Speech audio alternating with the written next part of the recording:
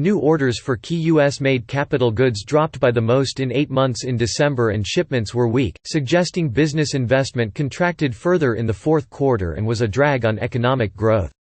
The Commerce Department said on Tuesday orders for non-defense capital goods excluding aircraft, a closely watched proxy for business spending plans, fell 0.9% last month as demand for machinery, primary metals and electrical equipment, appliances and components declined. That was the largest decrease since April. Data for November was revised lower to show these so-called core capital goods orders edging up 0.1% instead of gaining 0.2% as previously reported. Economists polled by Reuters had forecast core capital goods would be unchanged in December. Core capital goods orders rose 0.8% on a year-on-year basis in December. Shipments of core capital goods decreased 0.4% last month. Core capital goods shipments are used to calculate equipment spending in the government's gross domestic product measurement. They declined by an unrevised 0.3% in November. Business investment has contracted for 2 straight quarters and likely remained in the red in the fourth quarter, subtracting from GDP growth. The Atlanta Fed is forecasting GDP to rise at a 1.8% annualized rate in the fourth quarter. The economy grew at a 2.1% rate in the July to September period. The government will publish its snapshot of fourth quarter GDP on Thursday. Business investment had been weighed down by steep declines in both spending on equipment and non-residential structures such as gas and oil well drilling.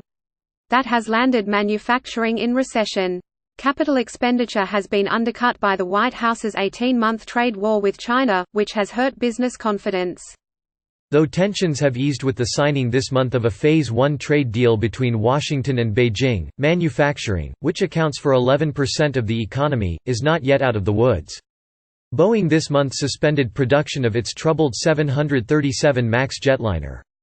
The aircraft has been grounded since last March following 2 fatal crashes. Though airlines have continued to submit orders, there have been no deliveries, leading to a rise in inventories at factories. Boeing's biggest assembly line halt in more than 20 years is already causing ripple effects down the supply chain. Boeing's biggest supplier, Spirit AeroSystems, said early this month it planned to lay off more than 20% of the workforce at its Wichita, Kansas base. Economists estimate the production suspension could slice at least half a percentage point from first quarter GDP growth. In December, overall orders for durable goods, items ranging from toasters to aircraft that are meant to last 3 years or more, rebounded 2.4% after tumbling 3.1% in the prior month. They were boosted by a 7.6% surge in orders for transportation equipment, which followed an 8.3% drop in November.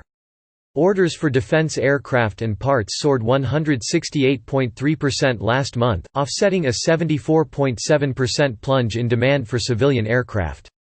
Boeing reported on its website that it had received only 3 commercial aircraft orders in December, down from 63 in November. December is normally a strong month for orders.